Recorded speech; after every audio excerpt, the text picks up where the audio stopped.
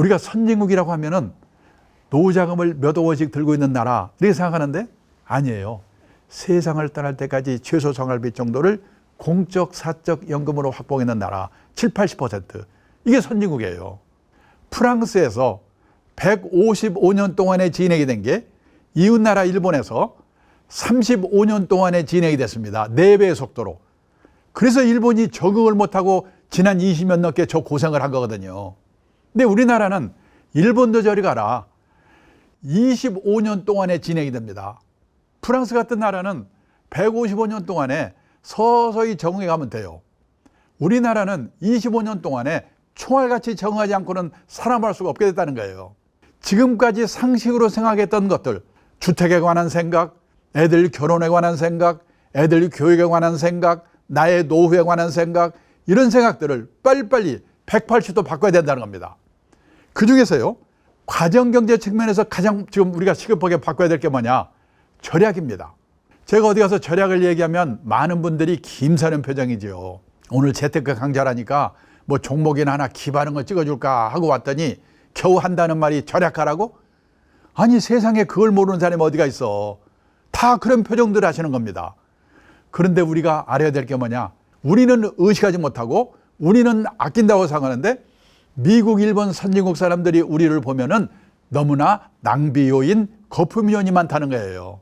필요 없는 자동차, 교육비, 결혼비용, 경조사 이거 작심하고 아끼지 않고는 노후 준비가 안 되게 돼 있다는 거예요.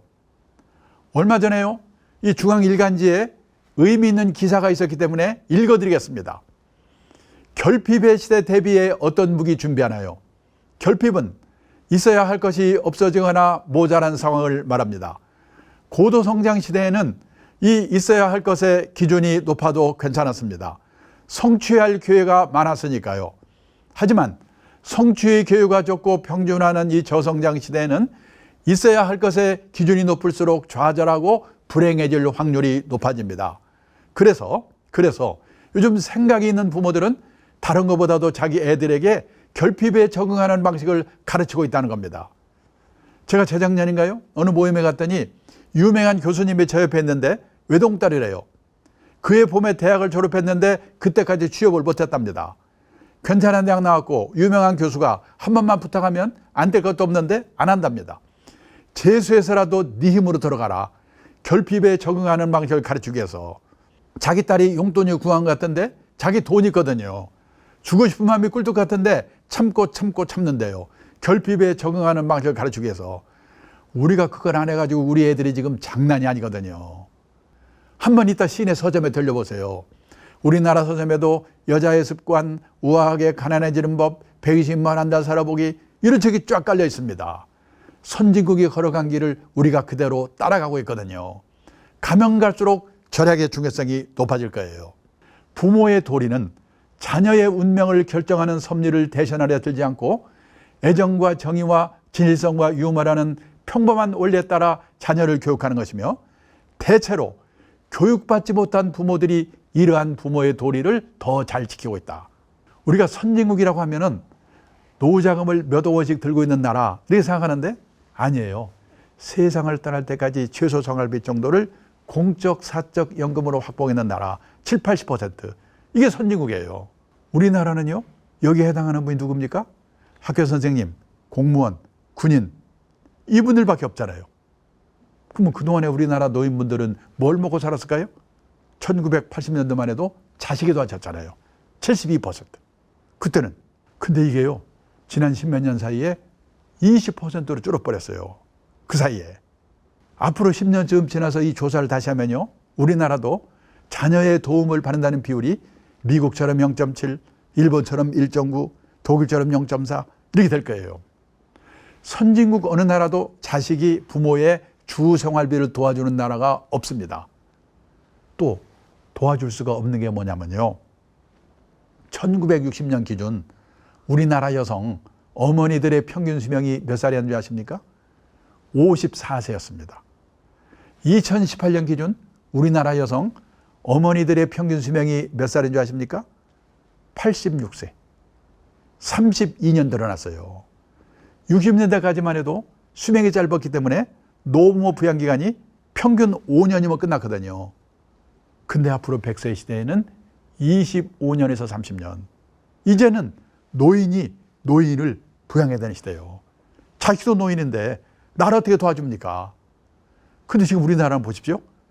이 연금, 공적 사적 연금으로 노후생활비 확보있는 분은 바로 보십시오. 17%밖에 안 되잖아요. 공무원, 선생님, 군인밖에 없으니까. 그러니까 뭐냐? 연금 이거는요. 공적 사적 연금은 1년, 2년 부어서 되는 게 아니잖아요. 30대, 40대부터 제일 중요한 게 이 연금부터 생각해 봐야 돼요. 그럼 나머지 기타라는 게 뭐냐면 자기가 알아서 벌어서 쓰는 수밖에 없고 모아둔 돈 헐어서 쓰는 수밖에 없다는 얘기예요. 그래서 다른 게 없어요. 지금 부부가 국민연금부터 드셔야 됩니다. 직장인은 입사하면 자동적으로 국민연금 가입하거든요. 그러면요, 가정주부도 가입 못하지 않아? 아니에요. 가정주부도요, 이 임의 가입이라는 게 가능하거든요. 가정주부가 한 달에 9만 원씩만 30년만 가입을 하면요, 그러니까 30세에서 60세까지 나중에 월 50만 원씩 받아요. 물가 오르면 늘어납니다. 남편 거 갚으면 절대 굶은 념 없어요. 저도 제 아내 임의 가입을 10년 전에 시켰는데 그걸 조금만 더 일찍 시켰다면 얼마나 좋을까. 지금 그게 제일 후회가 돼요. 그 다음에 직장인은 퇴직연금. 근데 이 퇴직연금도 예를 들어서 회사에서 내주는 퇴직연금 말고 IRP라고 있어요. 개인형 퇴직연금. 그거를 조금 더 추가해서 자기가 더 부으면은 그 세제 혜택 받으면서 노후 준비를 할 수 있는 거예요. 그러면 자영업 하시는 분들, 이런 분들은 퇴직연금 가입을 못 하는 거 아니야? 아닙니다. 자영업 하는 분들, 1인 기업, 이런 분들도 얼마든지 이미 가입이 가능해요. IRP라는 거를. 그거 가입해가지고 노후자금 마련하는 거예요. 그리고 모자라니까 한 달에 10만 원, 20만 원에도 개인연금. 이 100세 시대는요, 이 세 개를 뭐라고 하냐면 3층 연금이라고 하거든요. 3층 연금으로 최소 생활비 확보하는 게 제일 중요해요. 나는 그 못한 채로 이미 퇴직했는데 이제 와서 어떡하지? 그러면 살고 있는 집, 고향의 땅, 과감하게 은행에 맡겨놓고 생활비 받아 쓰다가 갈 때 정산하는 겁니다. 주택연금, 농지연금이에요. 어떤 분은 그러시죠. 그래도 갈 때 자식한테 집 한 채는 주고 가야지. 그래서 생각해 보세요. 100살에 가면서 자식한테 집 줘봐야 그 자식이 70살이거든요. 뭐 하겠습니까? 생각을 바꾸셔야 돼요. 그 다음에요, 집값이 막 올라가니까 그게 겁이 나서 주택연금을 과감하게 들지 못하고 있는데 한 번 좀 생각할 필요가 있어요. 지금 이 비정상적인 이 사태가, 이 조급증 영원히 갈 건가 한번 생각할 필요가 있어요.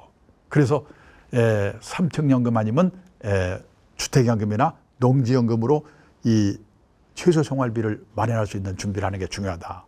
이 일본에서 문구판 책으로 부동산 시제라고 하는 책을 써왔어요. 그게 우리나라의 부동산은 움직이지 않는다고 해서 안 입을 자 부동산이거든요. 사온 책의 그 부동산은요, 부채할 때 부채예요. 마이너스 동산 시대라는 거예요. 집이 마이너스라고? 거기를 보니까 일본의 아사히 신문이라는 데서요, 1년 동안 연재했던 거를 책으로 만드는 거예요. 뭐냐? 100살 가까이 돼가지고 어떤 분이 돌아가시게 됐어요. 돌아가시면요, 이제 그 집을 자식들이 물려받아야 되거든요. 근데 자식들이요, 다 집이 있어요. 그리고 그거 물려받으면은 세금 내야지, 수리해야지, 관리비 내야지. 아이고 골치 아파. 그러니까 안 물려받는다는 거예요. 팔라고 내놓으니까 안 팔려요. 그래서 어떡하냐? 거기다가 500만 원 우리 돈으로 얹어가지고 내놓으니까 그때 가져가더라는 거예요. 지금 일본의 빈집이 846만 채가 있어요. 10년이 지나면요, 집 4채 중에 한 채가 빈집이 될 거래요. 그거요, 제가 이런 말 하면요, 댓글이 올라옵니다. 미친 소리 한다고. 그 글 읽으면 하도 저한테 욕을 해가지고 저는 10년 후, 20년 후 내 노후가 됐을 때를 생각해 봐야 된다. 그때도 이 주택이 영원할 건가? 부동산 불패신화가. 그래서 주택연금도 한 번쯤은 과감하게 생각할 필요가 있다. 오늘 여기까지 말씀드리겠습니다. 감사합니다.